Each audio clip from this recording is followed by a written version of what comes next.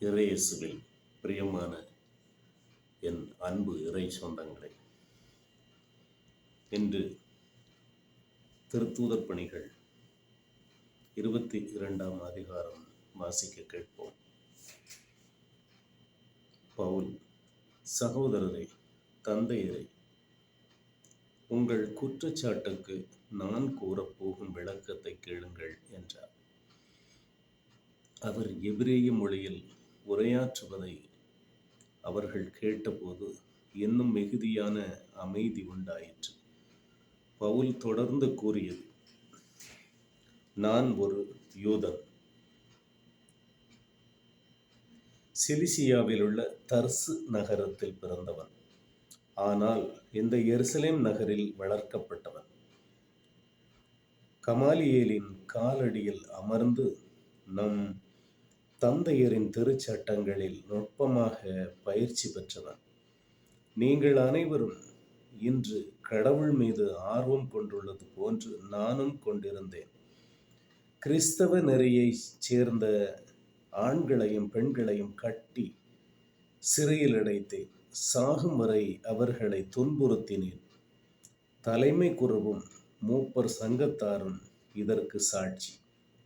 இவர்களிடமிருந்து தமஸ்கு நகரிலுள்ள சகோதரர்களுக்கு கடிதங்களை பெற்றுக்கொண்டு அங்குள்ள கிறிஸ்தவர்களை கட்டி எருசலேமுக்கு கொண்டு வந்து தண்டிப்பதற்காக அங்கு சென்றேன். நான் புறப்பட்டு தமஸ்கு நகரை நெருங்கிய போது நண்பகல் நேரத்தில் திடீரென வானிலிருந்து ஒரு பேரொளி என்னை சூழ்ந்து வீசியது. நான் தரையில் விழுந்தேன். அப்போது, சவுலே, சவுலே, நீ ஏன் என்னை துன்புறுத்துகிறாய் என்ற குரலை கேட்டேன். அப்போது நான், ஆண்டவரே, நீர் யார் என்று கேட்டேன். அவர், நீ துன்புறுத்தும் நாசரேத்து இயேசு நானே என்றார். என்னோடு இருந்தவர்கள் ஒளியை கண்டார்கள். ஆனால் என்னோடு பேசியவரது குரலை கேட்கவில்லை. ஆண்டவரே, நான் என்ன செய்ய வேண்டும் என நான் கேட்க, ஆண்டவர் என்னை நோக்கி, நீ எழுந்து தமஸ்குவுக்கு செல். நீ செல்வதற்கென குறிக்கப்பட்டுள்ளவை அனைத்தும் அங்கு உனக்கு கூறப்படும் என்றார். அந்த ஒளியின் மிகுதியால் நான் பார்க்க முடியவில்லை. என்னோடு இருந்தவர்கள் எனது கையை பிடித்து தமஸ்குவினுள் அழைத்து சென்றார்கள். அங்கு அனனியா என்னும் ஒருவர் இருந்தார். அவர் திருச்சட்டத்தை கடைபிடித்து கடவுளுக்கு அஞ்சி வாழ்ந்தவர். அங்கு வாழ்ந்து வந்த யூதர் அனைவரிடமும் நற்சான்று பெற்றவர். அவர் என்னிடம் வந்து அருகில் நின்று, சகோதரர் சவுலே, மீண்டும் பார்வை அடையும் என்றார். அந்நேரமே நான் பார்வை பெற்று அவரை பார்த்தேன்.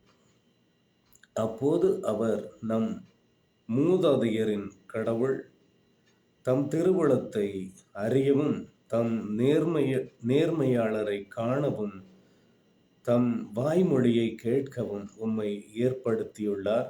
ஏனெனில் நீர்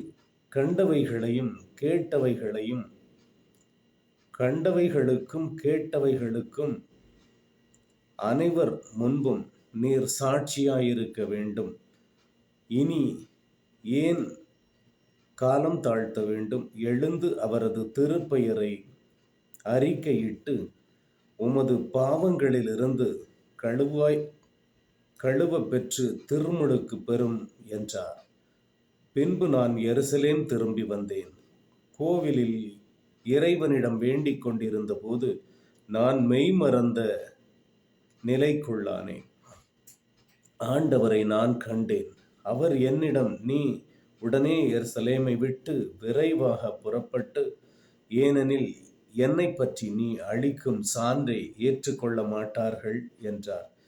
அதற்கு நான், ஆம் ஆண்டவரே, உம்மீது நம்பிக்கை கொண்டோரை நான் சிறையில் அடைத்தேன். தொழுகை கூடங்களில் அவரை நையப்புடைத்தேன். உம் சாட்சியாம் ஸ்தேவான்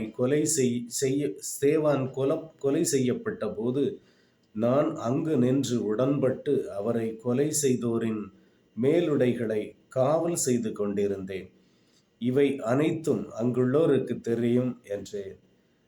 அவர் என்னை நோக்கி, புறப்படு, தொலையிலுள்ள பிற இனத்தவரிடம் நான் உன்னை அனுப்புகிறேன் என்றார். இதுவரைக்கும் பவுல் பேசுவதை கேட்டுக்கொண்டிருந்த மக்கள், இவனை அடியோடு ஒழியுங்கள், இவன் வாழத் தகுதியற்றவன் என்று கத்தினர். இவ்வாறு கூச்சலிட்டு கொண்டே தங்கள் மேலுடைகளை வீசி எறிந்து புழுதி வாரி இறைத்தார்கள். மக்கள் இவ்வாறு கூச்சலிடுவதின் காரணத்தை ஆயிரத்தவர் தலைவர் அறிய விரும்பி அவரை கோட்டைக்குள் அழைத்து சாட்டைகளால் அடித்து விசாரணை செய்ய ஆணை பிறப்பித்தார். அவர்கள் அவரை சாட்டையால் அடிப்பதற்கென்று கட்டிய பொழுது பவுல் அங்கு நின்ற 100 தலைவரிடம், ரோமை குடிமகன் ஒருவனை சாட்டையால் அடிப்பது, அதுவும் முறையான தீர்ப்பின்றி அடிப்பது சட்டப்படி செல்லுமா என்று கேட்டார். இதை கேட்டதும் 100 தலைவர் 1000 தலைவரிடம் சென்று பவுல் கூறியதை அறிவித்து, என்ன செய்ய போகிறீர்? இவர் ஓர் ரோமை குடிமகன் அல்லவா என்றார். 1000 தலைவர் பவுலிடம், நீர் ஓர் ரோமை குடிமகன் தானா? கூறும் என்றார். ஆம். அவர் ஆம் என்றார். அதற்கு 1000 தலைவர் மறுமொழியாக, நான் குடியுரிமையை ஒரு பெருந்தொகை கொடுத்தல்லவா பெற்றுக்கொண்டேன் என்றார். அதற்கு பவுல், நான் ஓர் ரோமை குடிமகனாகவே பிறந்தேன் என்றார். உடனே அவரை விசாரணை செய்யவிருந்தவர்கள் அவரை விட்டு விலகினார்கள். 1000 தலைவரோ தாம் கட்டி வைத்திருந்தவர் ரோமை குடிமகன் என அறிந்ததும் அச்சமுற்றார். யூதர்கள் பவுல் மீது என்ன குற்றம் சுமத்துகிறார்கள் என்பதை உறுதியாக அறிய 1000 தலைவர் விரும்பினார். எனவே மறுநாள் தலைமை குருக்களும் தலைமைச் சங்கத்தினர் அனைவரும் கூட்டி வருமாறு அவர் ஆணை பிறப்பித்து பவுலை சிறையிலிருந்து கொண்டு வந்து அவர்கள் முன் நிறுத்தினார். இது வாழ்வு தரும் கிறிஸ்துவின் நற்செய்தி. கிறிஸ்துவே உமக்கு புகழ்.